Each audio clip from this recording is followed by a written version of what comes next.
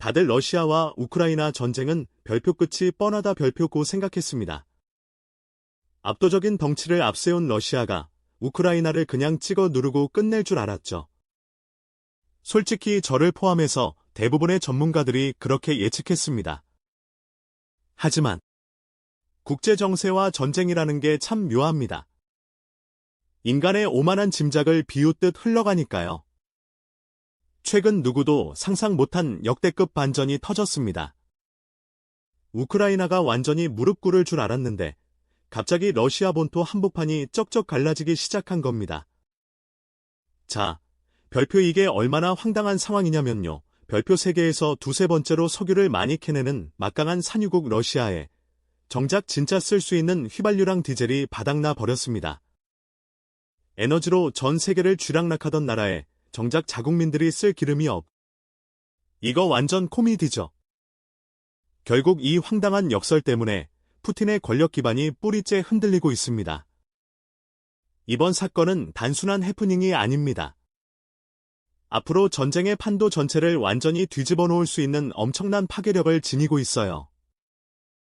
그럼 이 모든 격변이 도대체 어디서부터 시작됐냐? 날짜를 기억해야 합니다. 바로 7월 6일 새벽. 러시아에서 가장 큰 정유시설이자 핵심 요충지인 옴스크 정유소가 갑자기 가동을 별표 멈췄습니다. 원인은 뻔하죠. 우크라이나의 정밀 타격입니다. 근데 진짜 소름 돋는 건 거리입니다. 이 옴스크라는 곳이 우크라이나 국경에서 무려 3,000km나 떨어져 있는 후방 중의 후방이거든요. 3,000km가 감이 안 오신다면? 서울에서 비행기 타고 싱가포르까지 날아가는 거리라고 보시면 됩니다. 그 먼 거리에서 날아간 무기가 정확히 러시아 심장부의 정유소를 때린 겁니다. 게다가 단순히 기름 탱크 몇 개 태운 수준이 아닙니다. 석유를 가공하는 핵심 정제시설, 즉 정제탑을 정교하게 부숴버렸습니다. 이거 수리하는 데만 최소 몇 년이 걸려요. 결국 러시아는 당분간 자국 내에서 휘발유를 정상적으로 만들어낼 능력을 잃어버렸습니다. 단순한 사건이 아니라 그야말로 국가 비상사태가 터진 겁니다. 상황이 이렇다 보니 지금 러시아 전역은 완전히 난리가 났습니다. 휘발유는 커녕 탱크나 군용 트럭에 들어갈 디젤조차 제대로 구하지 못해 공급망이 마비됐거든요. 우크라이나가 지난 1년 동안 집요하게 러시아 정유소만 골라서 두들긴 전술이 드디어 먹혀들기 시작한 겁니다. 지금 러시아 내부 상황을 보면 어이가 없을 정도입니다. 당장 내 차에 넣을 기름을 사려고 주유소 앞에서 무려 별표 18시간 동안 별표차를 대놓고 기다립니다. 기름 빨리 넣으려고 번호표를 사고 파는 암표까지 등장했어요. 특히 이르쿠츠크 같은 동네에서는 주유소 옆에 아예간히 화장실들을 급하게 깔아놨습니다. 왜냐고요? 기름 한 번 넣겠다고 밤낮으로 18시간을 버텨야 하니까 급한 볼일이라도 보라는 거죠. 기름 부족이 러시아 사람들의 삶을 엉망으로 진흙탕으로 만들고 있는 겁니다. 실제 지도를 펼쳐놓고 보면 더 가관입니다. 기름이 심각하게 부족한 지역을 노란색으로 칠해보면 국토의 대부분이 그냥 노란색입니다. 기름이 그나마 도는 하늘색 지역은 사람이 거의 안 사는 오지뿐이에요. 특정 도시의 문제가 아니라 러시아 전체가 거대한 마비 상태에 빠진 셈입니다. 근데 아니스트리 불과 1년 전만 해도 판세는 완벽하게 정반대였습니다. 그때 뉴스 기억하시나요? 맨날 우크라이나가 곧 망한다. 트럼프가 대통령 되더니 우크라이나를 완전히 버렸다. 이런 절망적인 분석만 쏟아졌죠. 실제로 2025년 2월 백악관 회담 당시에 찍힌 사진을 보면 분위기가 아주 살벌합니다. 트럼프랑 젤렌스키가 격렬하게 대립하는 모습이 고스란히 찍혔거든요. 트럼프가 하도 몰아붙이니까 결국 젤렌스키가 고개를 숙이며 사과하는 사태까지 벌어졌는데 이 굴욕적인 모습이 전 세계에 생중계됐습니다. 우크라이나 리더십이 완전히 바닥을 친 순간이었죠. 당시 트럼프는 젤렌스키한테 대놓고 그랬습니다. 당신 손엔 쥔 카드가 없다. 외신들도 이제 미국한테 버림받은 우크라이나가 전쟁을 끝내고 항복할 일만 남았다고 확신했습니다. 그 예측대로 우크라이나 상황은 최악으로 치달았습니다. 2025년 7월을 기점으로 미국이 원조를 뚝 끊어버렸거든요. 전쟁 초기부터 이어지던 군사 원조 지수가 100을 유지하다가 순식간에 57 수준으로 반토막이 났습니다. 2025년 하반기부터는 그야말로 아무 도움 없이 홀로 서기를 해야 하는 고립무원의 상태였던 겁니다. 미국이랑 러시아가 지들끼리 밀실에서 대충 종전 합의하고 우크라이나 같은 약소국은 그냥 희생시켜도 된다는 냉정한 현실 정치가 판을 치던 시기였습니다. 게다가 이건 강대국들의 착각만이 아니었습니다. 젤렌스키 본인조차도 현장이 얼마나 처참한지 솔직하게 털어놨으니까요. 당시 가장 치열했던 포크로우스크 전장에서는 우크라이나군 1명이 러시아군 8명과 맞서 싸우는 말도 안 되는 아수라장이 펼쳐지고 있었습니다. 제발 도와달라고 서방에 호소했지만 반응은 미적지근했죠. 어디 그뿐인가요? 영국의 군사 전문 기관이 정밀 조사해 보니까 실제 비율은 1대 8이 아니라 별표 1대 12 별표에 가까웠다고 합니다. 아군 1명이 밀려오는 적군 12명을 상대해야 했던 그 절망적인 순간. 인구 자체가 깡패인 러시아는 매달 3만 명씩 군인을 새로 갈아 넣었는데 우크라이나는 2만 명 모으기도 벅찼습니다. 시간이 흐를수록 승추는 러시아로 기울 수밖에 없었고 다들 시간은 결국 푸틴의 편이라며 끝났다고 확신했습니다. 하지만 별표 진짜 반전은 여기서부터입니다. 별표. 모든 게 끝났다고 여겨지던 2025년 연말, 거대한 패배주의 속에서 우크라이나가 조용히 그리고 아주 치열하게 체질 개선을 시작했습니다. 그리고 그 노력이 마침내 터지면서 2026년 현재 전황이 상상 이상으로 뒤집힌 겁니다. 우크라이나가 제일 먼저 손을 댄 건 내부의 썩은 살을 도려내는 일이었습니다. 솔직히 우크라이나가 전쟁 전까지만 해도 전 세계적으로 부패 지수가 악명 높은 나라 중 하나였잖아요. 하지만 국가의 운명이 바람 앞에 등불처럼 위태로워지니까 살기 위해 뼈를 깎는 내부 혁신에 돌입한 겁니다. 군인들 먹는 밥줄 가지고 비리를 저지른 군 급식 스캔들이 터지자마자 젤렌스키는 국방장관을 과감하게 날려버렸습니다. 전쟁통의 지휘관을 바꾸면 위험하다는 우려가 쏟아졌지만 젤렌스키는 아랑곳하지 않고 부패 혐의가 보이면 무조건 잘라냈습니다. 그렇게 단기간에 국방장관을 4명이나 갈아치우는 초강수를 둔 끝에 임명된 인물이 바로 현재 우크라이나 국방을 지휘하는 30대의 젊은 천재 페도로프입니다. 게다가 돈 받고 부유한 집 자식들 군 면제 떼주던 전국의 징집 사무소장들을 단 한 명도 남기지 않고 전원 해임해버렸습니다. 썩어 빠진 인간들을 청소하기 시작하자 멈춰 섰던 우크라이나의 실제 전쟁 수행 능력의 세포가 살아나듯 조금씩 회복되기 시작했습니다. 그렇게 부패가 밀려난 빈자리를 채운 건 기존 군대 시스템에 전혀 물들지 않은 2명의 파격적인 이단아들이었습니다. 첫 번째 주인공은 마자르라는 무시무시한 호출부호로 유명한 로베르토 브로우디 사령관입니다. 이 사람은 원래 군인이 아니라 엄청난 돈을 번 민간 곡물 무역상이었습니다. 전쟁이 터지기 불과 17일 전 자기 돈과 지위로 얼마든지 해외로 도망칠 수 있었는데도 스스로 자원입대를 선택한 인물입니다. 뇌물 주고 군대 빼는 게 일상이던 나라에서 스스로 전장으로 걸어 들어간 그는 사업가 특유의 날카로운 감각으로 전쟁터에 진짜 필요한 게 뭔지 정확히 꿰뚫어봤습니다. 입대 후 고작 석 달 만에 사비를 털어 들어온 부대인 마자르의 세대를 만들었는데 처음엔 대원이 고작 12명뿐이었습니다. 하지만 그의 드론 전술이 입증되면서 3년이 지난 2025년 6월 그는 우크라이나 전체 무인체계군을 총괄하는 총사령관의 자리에 올랐습니다. 마자르 사령관이 임명되자마자 올린 정관은 눈이 번쩍 뜨일 정도입니다. 취임 후 단 100일 동안 드론으로 타격한 적의 표적 수만 별표 7만 6천 개 별표가 넘습니다. 현재 러시아군이 입은 전체 피해의 절반을 이 무인체계군이 담당하고 있는데 놀라운 건 이 부대 병력이 우크라이나 전체 군대의 고작 2%에 불과하다는 점입니다. 단 2%의 인력으로 아군 전체 공적의 50%를 책임지는 기적을 일궈낸 거죠.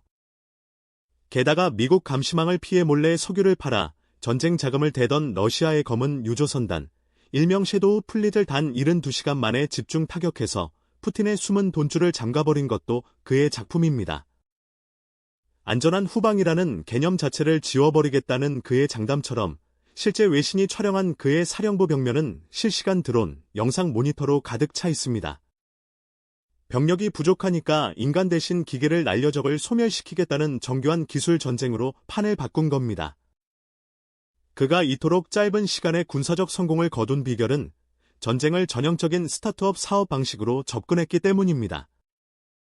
드론을 대량 생산하려고 무역상 시절의 인맥을 총동원해 글로벌 부품 공급망을 뚫어냈고 군대 조직 안으로 천재 소프트웨어 개발자, 3D 프린팅 전문가, 그리고 조종 감각이 뛰어난 전문 게이머들을 파격적으로 영입했습니다. 군대 관료제 따위는 개나 줘버리고 인공지능 기술을 실전에 곧바로 적용하는 속도전을 펼친 거죠. 돈이 부족할 때는 서방정부 눈치 보며 구걸하는 대신 자신의 텔레그램 53만 구독자를 기반으로 전 세계적인 민간 모금을 진행해서 필요한 최첨단 장비를 시장에서 다이렉트로 구매해버렸습니다. 시스템의 혁신이 어떻게 전쟁의 판도를 바꾸는지 보여주는 완벽한 사례입니다.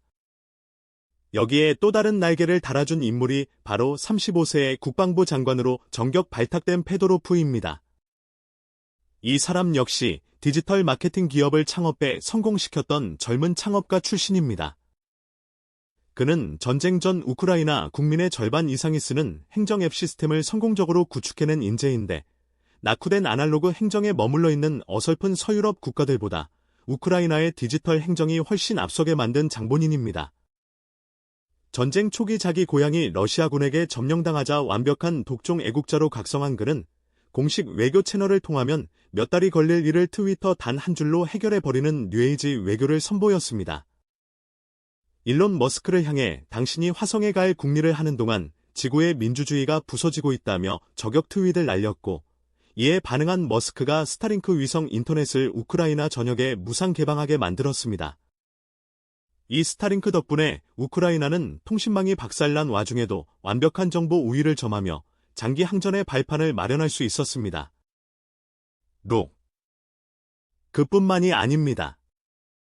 그는 전 세계의 천재 해커들과 프로그래머들을 원격으로 참전시키는 IT 외인 부대를 창설했고 정규 군용 드론이 없던 시절엔 시장에서 파는 민간용 취미 드론을 대량으로 사들여 무기를 장착하는 기발한 발상으로 전장에 투입했습니다. 국방장관에 취임하자마자 가장 먼저 행한 조치가 부패한 조달 담당 차관 5명을 단 하루 만에 전원 잘라버린 것이었습니다. 돈이 아무리 많아도 비리로 새어나가면 전쟁에서 이길 수 없다는 지극히 당연한 상식을 실천하기 위해 그는 수작업으로 이루어지던 무기계약 조달 시스템을 100% 디지털 전자 입찰과 이력 추적제로 바꾸어 비리의 구멍을 원천 봉쇄했습니다. 예산이 오롯이 폭탄과 드론을 사는 데 쓰이기 시작하면서 우크라이나군의 내실은 무섭게 다져졌습니다. 미국의 원조 삭감이라는 최악의 악재는 역설적으로 우크라이나에게 서방이 채워놓았던 족쇄를 풀어버리는 계기가 되었습니다. 그동안 미국과 유럽은 무기를 쥐어주면서 이 무기로 절대 러시아 본토를 때리지 말라는 굴욕적인 조건을 걸었습니다. 내 국토는 매일 불바다가 되는데 적의 영토는 건드리지도 못하는 기한 싸움 속에서 우크라이나는 피를 흘려왔던 것입니다. 하지만 원조가 끊기자 우크라이나는 스스로 무기를 만들기 시작했습니다. 서방 무기가 아니니 내 마음대로 적의 심장을 때리겠다는 선언이었습니다. 그렇게 탄생한 무기가 바로 독자 개발한 플라밍고 미사일입니다. 기술 기반이 부족했던 그들은 폐기장에 버려진 옛소련 시절의 훈련기 엔진을 가져와 뜯어보고 역설계하는 눈물겨운 과정을 거쳐 단가가 100만 달러도 안 되는 고효율 미사일을 뽑아냈습니다. 이 자체 무기들이 2025년 하반기부터 본격 가동되면서 러시아 본토를 향한 거침없는 심층 타격이 시작된 것입니다. 병력 부족이라는 치명적인 약점도 기술의 대량 생산으로 정면 돌파했습니다. 전쟁 전 고작 몇 군데에 불과했던 드론 제조사가 현재 우크라이나 내에 500개를 넘어섰으며 이들이 뽑아내는 드론의 총 생산량은 나토 전체 회원국이 만드는 양을 합친 것보다 많습니다. 심지어 최전방의 전문 저격수들까지 드론 조종사로 보직을 변경해 안전한 곳에서 모니터를 보며 적을 사냥하는 정밀 전쟁을 수행하고 있습니다. 이렇게 확보된 기술적 우위를 바탕으로 우크라이나는 러시아의 최전방 레이더 기지와 대공 방어망부터 집요하게 깨부수기 시작했습니다.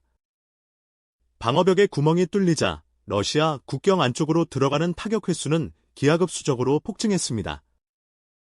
전쟁 초기 수년간 300여 회에 불과했던 러시아 본토 타격 횟수가 2025년 한 해에만 600회를 넘겼고 2026년 상반기가 다 지나지 않은 시점에 이미 800회를 돌파했습니다.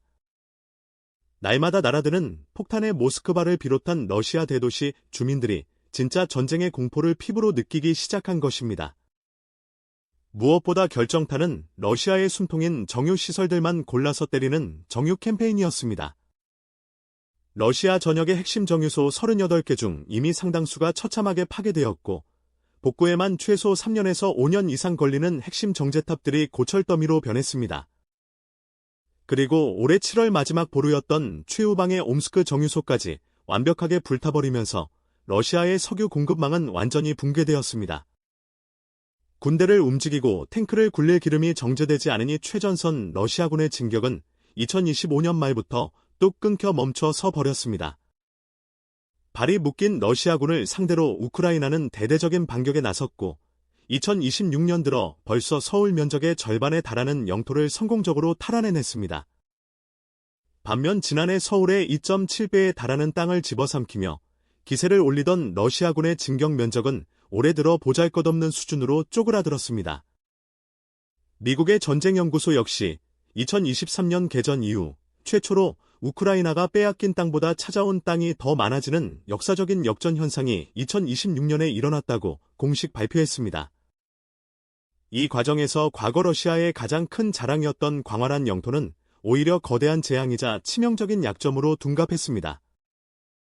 과거의 아날로그 전쟁에서는 넓은 땅이 적을 지치게 만드는 방패였지만 인공지능과 고성능 드론이 전장을 지배하는 최첨단 기계전 시대에는 그저 사방이 뚫려 있어 지켜야 할 표면적만 넓은 샌드백일 뿐입니다. 우크라이나의 드론 부대가 거대한 국토에 어느 구멍을 뚫고 들어올지 알 수 없으니 러시아가 아무리 방공망을 촘촘히 깐다 한들 모스크바나 요충지 몇 곳을 제외하면 나머지 거대한 영토는 사실상 무방비 상태로 노출될 수밖에 없는 것입니다. 병력이 아무리 많아도 그 넓은 전선을 다 커버하는 것은 물리적으로 불가능합니다. 전략과 기술의 변화에 따라 강점이 약점이 되고 약점이 강점이 되는 전쟁사의 신비로운 반전이 지금 눈앞에서 실시간으로 구현되고 있습니다. 그렇다면 이제 우크라이나가 완벽한 승기를 잡고 전쟁을 끝낼 수 있는가 하면 냉정하게 말해 아직은 조심스럽습니다. 국가의 근본적인 체급 차이라는 것은 무시할 수 없기 때문입니다. 전쟁을 지탱하는 인구수와 땅속에 묻힌 천연자원의 총량은 여전히 러시아가 압도적으로 우위에 있습니다. 하지만 젤렌스키 정부는 다가오는 9월 20일 러시아 총선이라는 초대형 정치 이벤트를 정확하게 겨냥하고 있습니다. 푸틴이 총선 일정을 확정 짓자마자 우크라이나는 푸틴의 정치적 몰락을 유도하기 위한 40일 작전이라는 총공세 카드를 승인했습니다. 러시아 국민들이 기름 부족으로 고통받고 경제가 마비되는 모습을 보여주어 푸틴의 콘크리트 지지율을 밑바닥부터 붕괴시키겠다는 전략입니다. 실제로 전쟁을 남의 나라 일로 여기던 러시아 평민들이 당장 내 차에 넣을 기름이 없어 주유소에서 밤을 새우기 시작하자 푸틴을 향한 분노가 통제 불능 수준으로 치솟고 있습니다. 당황한 푸틴은 크림반도의 비상사태를 선포하는 등 허둥대고 있으며 젤렌스키는 적의 내부를 흔들어 강제로 종전 테이블로 끌어내겠다는 계산을 모조리 끝마쳤습니다. 하루에 무려 5,500대의 드론을 러시아 전역의 교차로 날려보내며 하늘에 거대한 기계의 벽을 세운 우크라이나의 대공세는 9월 러시아 총선 전까지 멈추지 않을 것입니다. 러시아 내부에서도 전쟁을 삶을 파괴하는 재앙으로 인식하는 비율이 사상 최고치를 경기하며 요동치고 있습니다. 총선 결과에 따라 푸틴을 지지하던 강경 매파들이 결집해 더 끔찍한 막장 카드를 꺼내들지 아니면 핵심 충성파들이 정권을 이탈하며 붕괴가 시작될지 전 세계가 숨을 죽이고 지켜보고 있습니다. 물론 러시아에게도 산유국 특유의 저력은 남아있습니다.